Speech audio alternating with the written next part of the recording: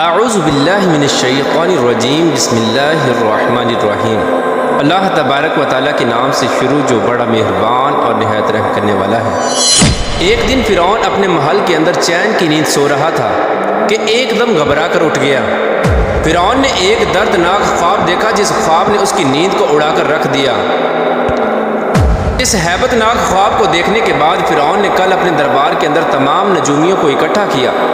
اور اپنے خواب کی تعبیر معلوم کرنے کا کہا۔ فرعون نے نجومیوں کو بتایا کہ اس نے یہ خواب دیکھا ہے کہ بیت المقدس سے ایک آگ ظاہر ہوئی ہے جس نے تمام قبطیوں کو جلا کر راکھ کر دیا،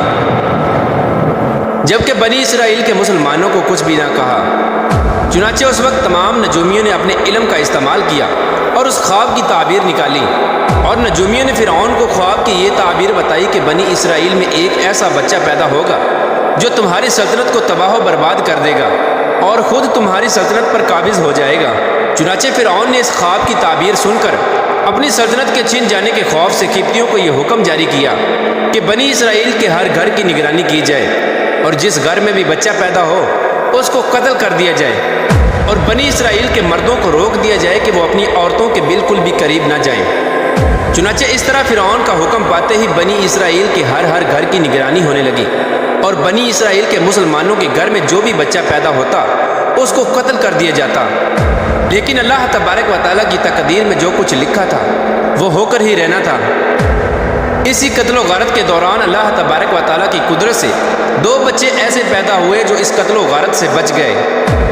اور اللہ تبارک و تعالیٰ کی قدرت یہ کہ ایک بچہ فرعون کے گھر میں پرورش پانے لگا،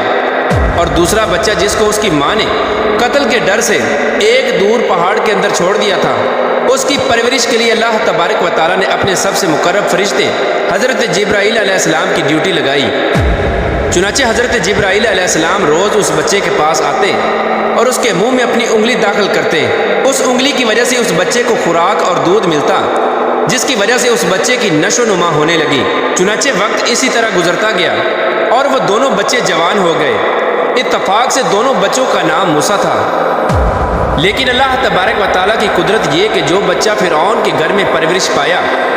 وہ بڑا ہو کر اللہ تبارک و تعالیٰ کا مقرب نبی حضرت موسیٰ علیہ السلام بنے، اور جس بچے کی پرورش اللہ تبارک و تعالیٰ کے سب سے مقرب فرشتے حضرت جبرائیل علیہ السلام نے کی تھی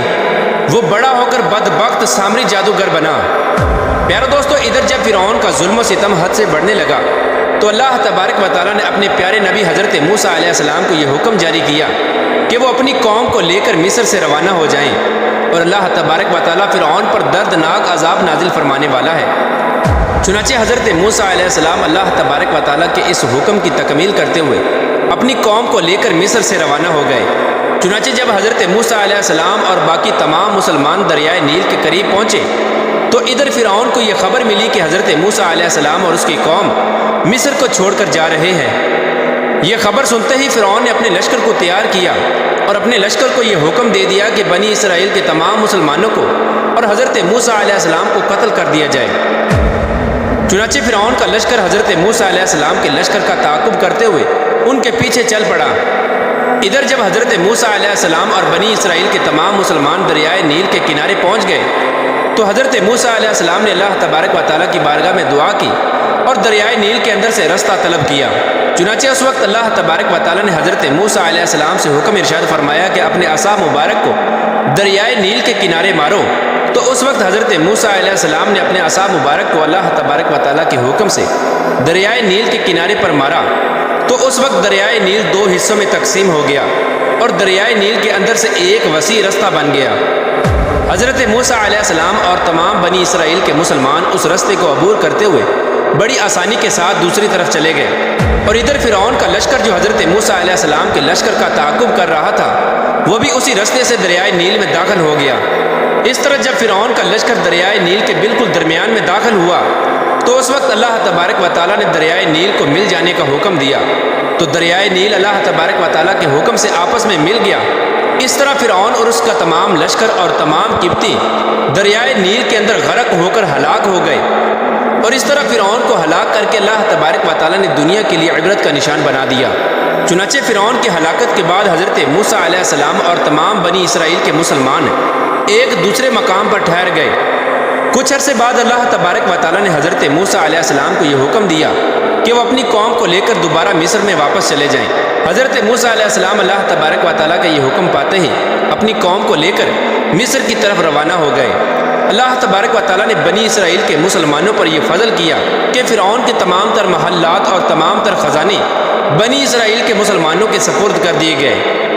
اسی دوران اللہ تبارک و تعالیٰ نے حضرت موسیٰ علیہ السلام کو تورات دینے کا بھی وعدہ کیا تھا۔ اللہ تبارک و تعالیٰ نے حضرت موسیٰ علیہ السلام سے یہ حکم ارشاد فرمایا تھا کہ وہ 30 دن اور 10 دن مزید روزے رکھیں۔ اس کے بعد اللہ تبارک و تعالیٰ حضرت موسیٰ علیہ السلام کو ایک ایسی کتاب دے گا جس کتاب کے اندر اس قوم کے تمام شرعی اصول ہوں گے، جس کے اوپر عمل کر کے یہ قوم اپنی زندگی گزارے گی اور جس کتاب کے اندر اس قوم کی شریعت ہوگی۔ چنانچہ اس وقت حضرت موسیٰ علیہ السلام نے اپنے بھائی حضرت ہارون علیہ السلام کو قوم بنی اسرائیل پر خلیفہ مقرر کیا اور خود اللہ تبارک و تعالیٰ کا یہ حکم پورا کرنے کے لیے کوہ طور پہاڑ پر چلے گئے اور حضرت موسیٰ علیہ السلام کوہ طور پر جا کر اللہ تبارک و تعالیٰ کی عبادت میں مشغول ہو گئے اور روزے رکھنے لگے۔ چنانچہ حضرت موسیٰ علیہ السلام دن میں روزہ رکھتے اور دن رات اللہ تبارک و تعالیٰ کی عبادت میں مصروف رہتے۔ اس طرح جب حضرت موسیٰ علیہ السلام کوہ طور پر تشریف لے گئے تو ادھر سامری جادوگر کو فساد پھیلانے کا موقع مل گیا اور موسیٰ سامری نے بنی اسرائیل کے تمام مسلمانوں کو بہکانا شروع کر دیا۔ چنانچہ سامری جادوگر نے بنی اسرائیل کے مسلمانوں کے پاس جتنا بھی سونا تھا وہ تمام سونا اکٹھا کیا اور آگ کے اندر داخل کر دیا۔ اس طرح وہ تمام سونا دیکھتے ہی دیکھتے ایک بچڑے کی صورت اختیار کر گیا۔ سامری جادوگر یہ منظر دیکھ کر بہت خوش ہوا۔ اس نے اس بچڑے کو اٹھایا اور ایک محفوظ مقام پر رکھ دیا اور سامری جادوگر نے اس بچڑے کے منہ میں وہ مٹی پھونکی جو سامری جادوگر نے حضرت جبرائیل علیہ السلام کے گھوڑے کے پاؤں کے نیچے سے اٹھائی تھی۔ اس طرح جب سامری جادوگر نے اس مٹی کو بچڑے پر پھونکا تو وہ بچڑا بولنے لگا اور اس بچڑے میں جان داخل ہو گئی۔ چنانچہ بنی اسرائیل کے مسلمان یہ منظر دیکھ کر حیران ہو گئے اور اس بچڑے کو اپنا خدا سمجھنے لگے۔ اس وقت سامری جادوگر نے معاذ اللہ بنی اسرائیل کے مسلمانوں کو بہکانا شروع کر دیا اور بنی اسرائیل کے مسلمانوں سے یہ کہنے لگا کہ حضرت موسیٰ علیہ السلام جس خدا کی تلاش میں گئے ہیں وہ خدا تو ہمارے پاس ہے اور معاذ اللہ حضرت موسیٰ علیہ السلام وہاں پر ہلاک ہو گئے ہیں۔ چنانچہ سامری جادوگر نے تمام بنی اسرائیل کے مسلمانوں کو اس بچڑے کے سامنے جمع کیا اور اس بچڑے سے پوچھا کہ بتا تو کون ہے؟ بچڑے کے اندر سے آواز آئی کہ میں بنی اسرائیل اور موسیٰ کا خدا ہوں۔ چنانچہ یہ منظر دیکھ کر 12,000 بنی اسرائیل کے مسلمانوں کے علاوہ باقی تمام قوم اس بت پرستی اور شرک کے اندر مبتلا ہو گئی اور اللہ تبارک و تعالیٰ کی وحدانیت کو چھوڑ کر اس بچڑے کی پوجا کرنے لگی اور اس کی عبادت کرنے لگی۔ چنانچہ حضرت ہارون علیہ السلام نے اپنی قوم کو جب اس شرک کے اندر مبتلا دیکھا تو حضرت ہارون علیہ السلام نے اپنی قوم کو اس شرک سے منع کیا۔ حضرت ہارون علیہ السلام نے کہا کہ اللہ تبارک و تعالیٰ ایک ہے، اس کا کوئی شریک نہیں، تم اللہ تبارک و تعالیٰ کو چھوڑ کر اس بچڑے کی عبادت کیوں کرتے ہو؟ اس وقت اس بدبخت قوم نے جو کہ شرک کے اندر مبتلا ہو چکی تھی انہوں نے حضرت ہارون علیہ السلام کو قتل کرنے کی دھمکی دی۔ چنانچہ حضرت ہارون علیہ السلام اس وقت اس دھمکی کی وجہ سے خاموش ہو گئے۔ چنانچہ ادھر جب حضرت موسیٰ علیہ السلام اللہ تبارک و تعالیٰ کے ساتھ ہم کلام ہو کر اور تورات لے کر واپس آئے تو اپنی قوم کو اس شرک کے اندر مبتلا دیکھا۔ آپ نے دیکھا کہ آپ کی قوم اس بچڑے کی پوجا کر رہی ہے۔ یہ منظر دیکھ کر حضرت موسیٰ علیہ السلام جلال میں آ گئے۔ حضرت موسیٰ علیہ السلام نے غضبناک ہو کر اپنے بھائی حضرت ہارون علیہ السلام کو بالوں اور داڑھی مبارک سے پکڑا اور آپ کو جھنجھوڑنے لگے اور حضرت موسیٰ علیہ السلام اپنے بھائی حضرت ہارون علیہ السلام سے پوچھنے لگے کہ آپ نے اس قوم کو بت پرستی سے کیوں نہ روکا اور یہ قوم بت پرستی کے اندر کس وجہ سے مبتلا ہو گئی جبکہ میں آپ کو اس قوم پر خلیفہ مقرر کر کے گیا تھا۔ تو اس وقت حضرت ہارون علیہ السلام نے حضرت موسیٰ علیہ السلام کو بتایا کہ اے میرے بھائی، میں نے اس قوم کو بہت روکا، قریب تھا کہ یہ قوم مجھے قتل کر دیتی۔ چنانچہ اس وقت حضرت ہارون علیہ السلام نے حضرت موسیٰ علیہ السلام کو سارا ماجرا سنایا اور اس سارے ماجرے کا ذمہ دار موسیٰ سامری کو ٹھہرایا۔ حضرت ہارون علیہ السلام نے حضرت موسیٰ علیہ السلام کو بتایا کہ آپ کی ساری قوم موسیٰ سامری کی وجہ سے اس شرک کے اندر مبتلا ہوئی ہے اور یہ تمام لوگ سامری جادوگر کی وجہ سے اس بچڑے کی پوجا کرنے لگے ہیں۔ اس وقت حضرت موسیٰ علیہ السلام نے سامری جادوگر سے پوچھا کہ تم نے یہ شرک کیوں کیا؟